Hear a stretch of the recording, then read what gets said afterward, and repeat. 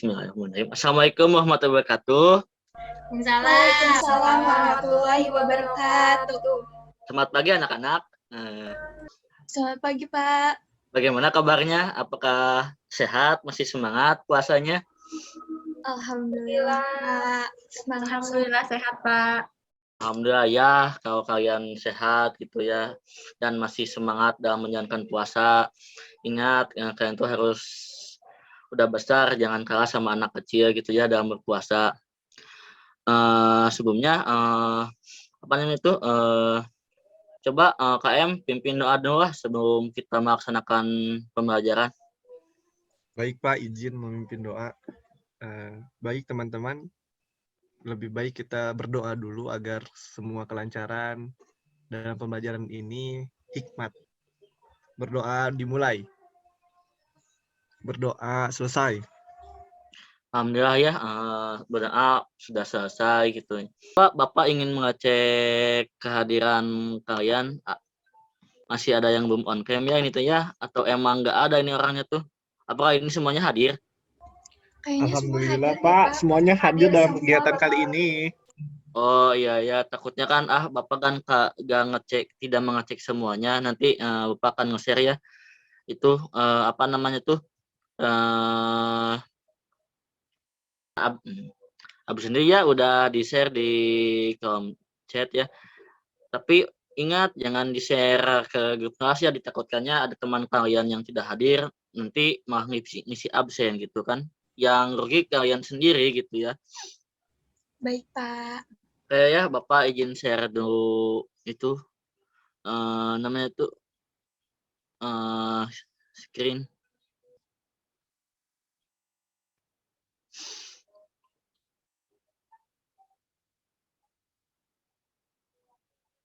Nah, kita sekarang akan belajar tentang ketaatan terhadap peraturan perundang-undangan. Sebelumnya, Bapak ingin menjelaskan dulu tujuan dari pembelajaran ini.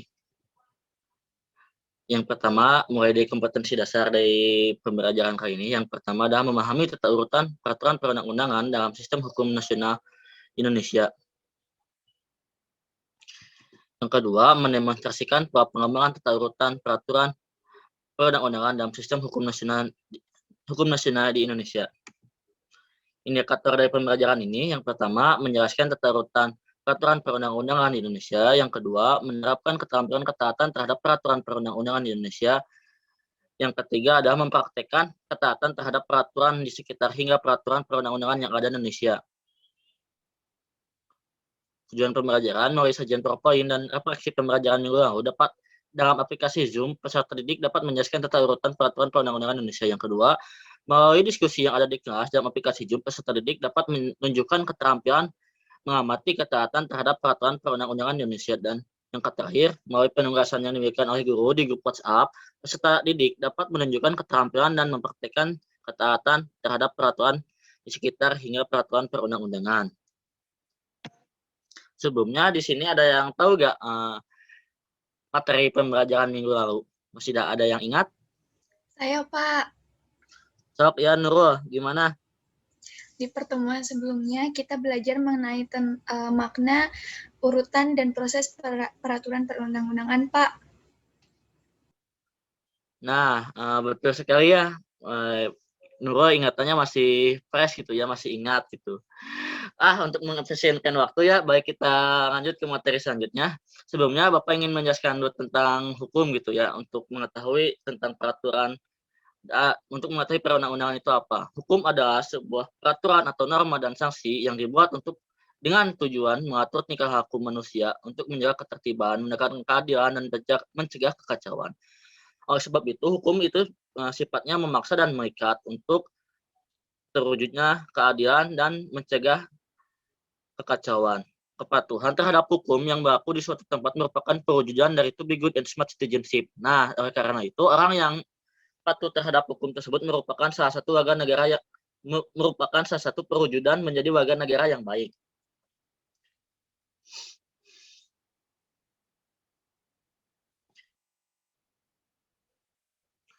Nah, untuk ada yang ingat minggu kemarin tata urutan peraturan perundang-undangan? atau masih ingat yang minggu kemarin tata urutan perundang-undangan itu ada berapa? Ada apa saja gitu? Saya, Pak. Sok Isbel, coba sebutkan. Ada 6, Pak. Di antaranya Undang-Undang Dasar Negara Republik Indonesia tahun 1945, Peraturan Pemerintah Pengganti Undang-Undang, TAP MPR, Peraturan Presiden, Peraturan Daerah, dan Hukum Adat, Pak. Ya, Isbel jawabannya hampir benar, tapi masih ada yang salah. Coba yang lain, Mas. Masih ada yang ingat? Saya, Coba Pak. Mira, kamu kayaknya pintar gitu. Semangat gitu orangnya tuh. Ingin menjawab. Terima kasih, Pak. Saya Ya, izin sok. menjawab. Ada 7, Pak. Yang pertama itu Undang-Undang Dasar 1945, yang kedua TAP MPR, lalu yang ketiga Perpu, yang keempat Perpres, yang kelima Perda Provinsi, yang keenam Perda Kabupaten, dan yang terakhir itu Peraturan Pemerintah, Pak. Baik, Mira, meskipun jenisnya benar itu ya, ada 7, akan tetapi tidak berurutan gitu, masih kurang. Pak, saya mau nanya. Sok, gimana? Nurul mau nanya apa? Ini Nurul, oh ya? Iya, Ya, sok. mengapa peraturan perundang-undangan harus hierarki, Pak? Oh, mungkin ya Nurul lupa lagi atau Bapak lupa menjelaskan gitu ya minggu kemarin. Ya, pada intinya mengapa hal ini terjadi? Karena ini sesuai dengan hierarki yang merujuk pada Pasal 7 ayat 1 Undang-Undang Nomor 12 Tahun 2011 tentang pembentukan peraturan perundang-undangan. Nah, urutannya itu seperti ini ya, yang ditampaikan yang pertama. Yang jenisnya terdiri dari yang pertama Undang-Undang Dasar Negara Republik Indonesia tahun 1945, yang kedua ketetapan Majelis Permusyawaratan Rakyat atau TAP MPR, yang ketiga Undang-Undang atau Peraturan Perundang-undangan, yang keempat Peraturan Pemerintah, yang kelima Peraturan Presiden, yang keenam ada Peraturan Daerah atau Perda tingkat provinsi, dan yang ketujuh ada Peraturan Daerah tingkat kabupaten atau kota. Ini typo ya Bapak, salah gitu ya, salah nulis. Nah, kenapa harus hierarki tersebut harus berurutan? Nah, hal ini agar si peraturan yang di bawah itu tidak kontradiktif dengan peraturan yang di atasnya. Peraturan maksudnya itu, jadi peraturan yang di bawah itu harus sesuai dengan undang-undang dasar tersebut gitu. Jangan ada kontradiktif yang bisa menimbulkan timpang tindih peraturan tersebut. Ngerti Nurul? Paham, Pak. Oke, Bapak lanjutkan ya materinya. Dalam peraturan perundang-undangan kan ada sikap positif. Yang pertama, memberikan masukan ketika pembentukan perundang-undangan tersebut. Yang kedua, mengontrol dan mengawal pelaksanaan peraturan perundang-undangan tersebut. Yang ketiga, mengkritisi peraturan perundang-undangan tersebut. Dan yang keempat adalah mematuhi peraturan perundang-undangan tersebut. Ada yang ditanyakan? Izin, Pak. So, Kripi, gimana? Pak, kan di poin 1 itu kita ada memberi masukan ketika pembentukan perundang-undangan. Nah, kita sebagai Ya. warga negara, Pak, bagaimana memberikan masukan ketika pembentukan perundang-undangan ini dibuat? Terima kasih. Oh iya, baik Ripi, pertanyaannya sangat kritis. Bapak sukalah, Bapak bangga dengan Ripi. Sebelumnya ya, perlu kita ketahui juga bahwasanya pembentukan peraturan perundang-undangan atau terbentuknya suatu hukum tersebut adalah untuk memenuhi kebutuhan yang ada di masyarakat, seperti halnya sekarang lah lagi COVID ya, akan ada peraturan baru. Nah, itu teh untuk memenuhi atau memenuhi kebutuhan yang ada di masyarakat, bagaimana agar masyarakat juga tidak bingung gitu. Nah, untuk memberikan masukan ketika pembentukan perundang-undangan tersebut mempunyai banyak cara gitu. Yang pertama dengan cara jajak pendapat, yang kedua dengan cara reses, yang ketiga dengan audiensi dengan dewan atau legislatif tersebut, dan yang terakhir dengan demonstrasi. Bapak izin bertanya, Pak. Sok, bagaimana? Neng ya intinya? Iya, Pak, Neng. Wah, nggak mau udah gak ketemu Neng. Kan Sok, tadi Neng, mau Bapak, nanya apa? iya, Pak. Kan tadi Bapak menyinggung demonstrasi ya, Pak. Mau nanya, Pak, apakah demonstrasi itu adalah kegiatan yang anarkis, Pak? Terima kasih, Pak. Oh iya, izin jawab ya Neng ya. Sebenarnya itu demonstrasi itu bukan perbuatan yang anarkis, cuman akan tetapi pas pelaksanaan itu karena mungkin pendemo itu sudah muak atau bagaimana lah, dan tidak tidak dituruti untuk permintaan audiensi, maka terjadilah anarkis tersebut. Akan tetapi perlu kita ingat ya, demonstrasi itu adalah diatur dalam undang-undang juga gitu. Setiap orang berhak itu untuk berdemonstrasi dan menyuarakan pendapat. Bahkan untuk pelaksanaan demonstrasi tersebut kita harus ada surat pemberitahuan kepada pihak yang berwajib seperti kepada polisi hal ini agar upaya takutnya kan terjadi kegiatan yang anarkis tersebut lah. Jadi dalam demonstrasi tersebut dalam surat izinnya itu ada penanggung jawab, dan dalam penanggung jawab tersebut juga dituliskan nama siapa-siapa saja yang akan demonstrasi tersebut. Paling begitu, Neng. Mengerti, Neng? Mengerti, Pak. Terima kasih, Pak, jawabannya.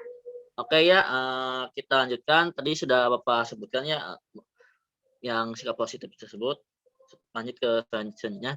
Nah, untuk ketaatan tersebut kan kita harus memiliki sikap patuh. Nah, patuh itu kepatuhan adalah sikap taat melaksanakan peraturan yang berlaku di suatu tempat. Yang kedua, sikap patuh akan menghasilkan sikap disiplin terhadap aturan yang berlaku. Yang keempat, sikap disiplin akan menghasilkan manfaat yang baik menjadi warga negara yang baik dan mempunyai kesadaran hukum.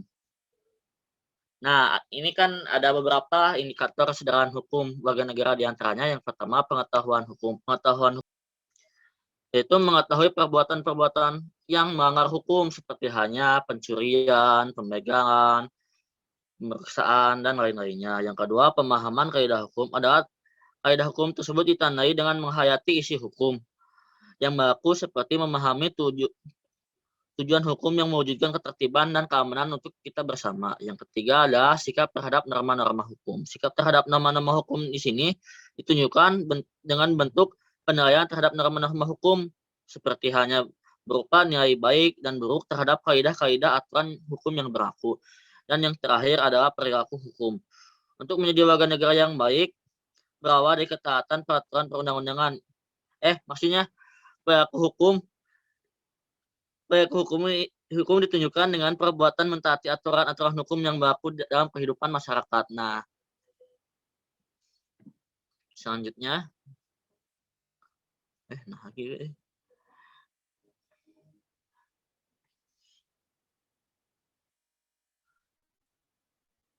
untuk menjadi warga negara yang baik, nah diperlukannya kan pelaksanaan kepatuhan hukum. Coba di sini ada yang tahu gak untuk pelaksanaan kepatuhan terhadap hukum yang di ruang lingkup terdekat? Saya, Pak. Sok, ya Nurul aktif banget ya orangnya tuh. Terima kasih, Pak. Jadi di sini saya akan menyebutkan, Pak, salah satu implementasi atau contoh kepatuhan terhadap peraturan perundang-undangan yang ada di lingkungan keluarga, Pak.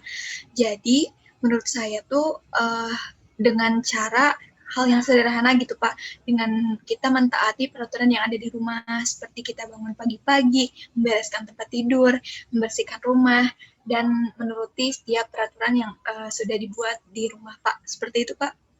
Ya, baik, Nurul. Ya, benar. Pelaksanaan paling awal itu ya, yang pertama di lingkungan keluarga atau di ruang lingkup rumah. Nah, pelaksanaan kepatuhan terhadap hukum peraturan undangan tersebut bisa dilakukan di beberapa ruang lingkup. Yang pertama, di lingkungan keluarga yang sudah disebutkan tadi oleh Nurul. Yang kedua, di lingkungan masyarakat. Nah, untuk di lingkungan masyarakat, banyak sekali contohnya seperti hanya tidak mengganggu masyarakat lain, saling menghargai. Yang kedua, wajib lapor 1x24 jam bila tamu sering ada ya, kalau kita ke pos kamling gitu ya, tamu wajib lapor. Nah, seharusnya menjadi warga negara baik tersebut, bila mana kita tamu harus lapor kepada warga tersebut atau pemerintah tersebut seperti RW, RT. Yang lingkungan masyarakat juga seperti hanya tidak membuang sampah sembarangan, tidak vandalisme dan lain-lain.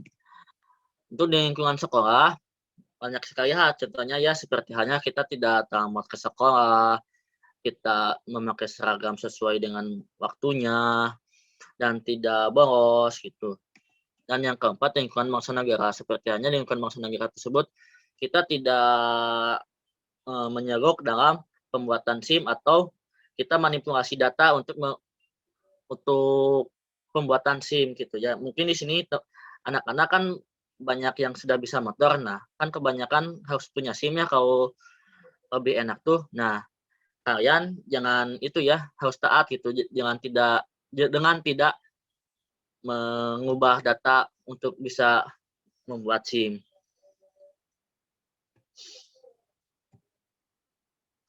Coba mungkin materi tersebut sudah itu ya, sudah tersampaikan. Nah, di sini untuk merefleksi kembali materi yang sudah Bapak sampaikan tadi, mungkin ada yang bisa mengamati dan menganalisis gambar di bawah ini? Saya, Pak. Ya, sok. Siapa tadi? Nurul ya? Nurul. Oh, ini mah ya? Iya, Ya, sok saya Nurul. mau Gimana? menanggapi gambar nomor 1, Pak. Sok Nurul.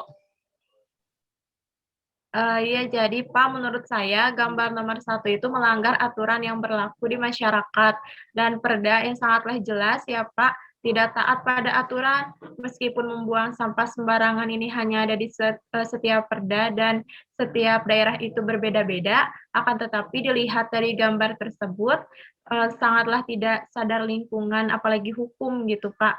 Hal yang terkecil saja dia tidak mampu untuk melaksanakannya, apalagi kesadaran hukum yang ruang lingkupnya luas. Mohon maaf Pak bila agak berisik barusan. Terima kasih Pak. Ya, baik. Terima kasih juga Nurul ya, karena sudah bisa menjawab dan menganalisis gambar di bawah ini. Nah, benar yang dikatakan tadi oleh Nurul, bahwasanya yang gambar 1 ini tidak taat pada aturan gitu, khususnya aturan yang ruang lingkup terdekat, apalagi mau ruang lingkup terbesar gitu ya, seperti ruang lingkup negara dan lainnya. Coba bayangkan dampak dari gambar ke-1 ini, orang yang tidak taat kepatuhan ini dapat menyebabkan yang pertama banjir, yang kedua kumuh, berbagai penyakit, serta selain itu dalam hadis juga kan sudah disebutkan ananda patumina iman, kebersihan itu sebagian dari iman. Jadi warga negara tersebut itu yang pertama sudah tidak patuh kepada negara, yang kedua tidak mempunyai iman. Coba mungkin udah mengerti ya gambar yang ke-1 udah terjawab. Mungkin ada yang bisa menganalisis gambar yang kedua. Ya, Pak. Sok ini Isbel ya? Ya, Pak. Wah, Isbel udah lama ketemu nih. Ya Pak, jadi gambar kedua itu banyak permasalahannya, mulai dari pelanggaran terhadap pasal 28C ayat 1 Undang-Undang Dasar Negara Republik Indonesia tahun 1945 tentang hak asasi manusia, lalu pasal 32 Undang-Undang Dasar Negara Republik Indonesia tahun 1945 tentang pendidikan dan kebudayaan, Pak. Nah, bagus. Ada yang bisa menambahkan lagi jawaban dari Isbel atau bisa mengkritisi lagi? Izin Pak. Sok, ya Ripi. Ya Pak, dari Isbel sudah bagus Pak. Saya ingin menambahkan bahwa itu juga pelanggaran yang dilakukan oleh semua warga negara dan pemerintah terhadap pasal 34 Undang-Undang Negara Republik Indonesia tahun 1945 tentang kesejahteraan ini. Nah, benar ya jawaban dari anak-anak dari Ripi sama Isbel. Kalian sangat kritis sekali ya dalam menanggapi permasalahan ini. Memang benar ya. Jadi permasalahan dalam gambar kedua ini sangat kompleks gitu. Jadi setiap orang itu kayaknya belum taat pada peraturan perundang-undangan. Yang pertama di anak tersebut karena dia mempunyai hak gitu ya dalam pendidikan, dia kan tidak menggunakan hak pendidikannya. Yang kedua dari orang tuanya, mungkin kan anak kecil seperti itu kan mempunyai hak untuk berpendidikan, jangan mengamen gitu ya. Jadi mungkin si orang tuanya tuh menyuruh anaknya tersebut dengan ancaman gitu, karena kan tidak mungkin anak kecil tersebut mau gitu mengamen seperti di jalan itu. Ini permasalahan yang sangat kompleks, bukan hanya dari dari kita gitu ya yang belum taat kepada peraturan undang-undang dasar tersebut, karena kan kalau kita hanya bisa membantu dengan sewajarnya saja. Tetapi pemerintah juga harus bisa menaati peraturannya undang-undang dasar tersebut gitu ya. Karena kan udah dijelaskan pasal 28 ayat 1 dan pasal 32 Undang-Undang Dasar Negara Republik Indonesia bahwa tentang HAM dan pendidikan dan kebudayaan, bahwasanya anak tersebut wajib untuk melaksanakan pendidikan. Dan yang terakhir juga yang tadi yang dikatakan oleh Ripi pada pasal 34 Undang-Undang Dasar Negara Republik Indonesia tahun 1945 tentang kesejahteraan ini. Nah, kesejahteraan ini mungkin pemerintah kurang jeli gitu ya, kurang menafkahi fakir miskin. Jadi banyaknya orang-orang tersebut seperti pengamen, pengemis hal ini dapat biar mana dibiarkan, takutnya kan menimbulkan efek kriminalitas gitu ya, karena mungkin orang-orang dalam teori kan ada dalam sebuah teori orang yang maaf ya kalau yang miskin itu dekat dengan kriminalitas. Nah mungkin materi yang Bapak sampaikan sudah selesai. Ada yang sebelum menutup Bapak ingin ingin memberikan itulah refleksi atau evaluasi dalam kali ini. Tapi itu juga dalam bentuk game seru kok. Nanti Bapak share di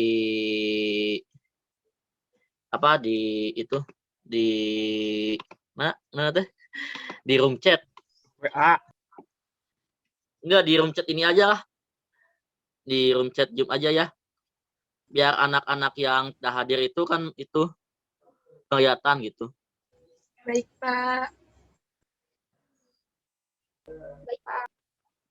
Saya sekalian juga ini mengisi waktu luang kalian kan seperti ngabuburit gitu daripada yang lainnya gitu ya gabut.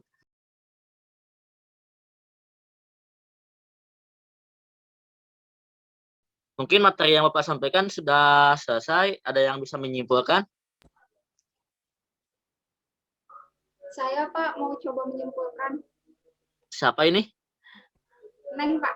Oh, Neng. Ya, sok Neng. Ya, izin ya, Pak. Jadi menurut Neng, materi yang Bapak berikan, kesimpulannya itu kita dapat mengetahui bahwasannya untuk menjadi warga negara yang baik adalah dengan menaati dan menyikapi positif peraturan perundang-undangan yang berlaku di Indonesia, Pak. Menaati peraturan perundang-undangan itu dilakukan dengan hal-hal yang terkecil dan di ruang lingkup terdekat kita dulu, karena perbuatan besar terjadi karena perubahan kecil yang terjadi. Sudah, Neng? Sudah, Pak. Mantap, Neng. Sangat memperhatikan pembelajaran Bapak. Bapak bangga pada Neng. Duh. Tapi itu rambutnya panjang, segera dicukur ya. Astagfirullah, mentang-mentang online gak ketemu Ya, Bapak. Pak, marah Ripi, Pak. Astagfirullah. Harus banyak sabar ini. Kamu juga kan KM, masa ya KM rambutnya panjang. Baik, Pak. Oh iya, Bapak juga akan memberikan satu lagi ya. Ini mah untuk oleh-oleh lah untuk kepada kalian gitu ya. Daripada kalian gabut gitu ya di rumah sambil ngabuburit gitu. Kalau yang tadi mah kan dikumpulkannya yang paling terakhir hari sekarang. Kalau ini mah adalah seminggu lagi buat kalian. Ini mah untuk mengisi kegabutan kalian. Bapak juga tahu kalian tuh gabut gak bisa keluar rumah lah. Bapak jangan banyak-banyak ya, soalnya di mata pelajaran yang lain juga banyak tugas, Pak. Nah, ini mah gampang, easy lah. Cuman mengisi waktu luang doang. Nah, Bapak udah share ya di room chat Zoom. Baik, Pak. Terima kasih. Tidak ada yang menanyakan lagi nih, Teh?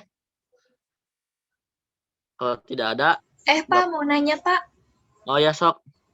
Kalau untuk sistematika penugasannya seperti apa ya, Pak?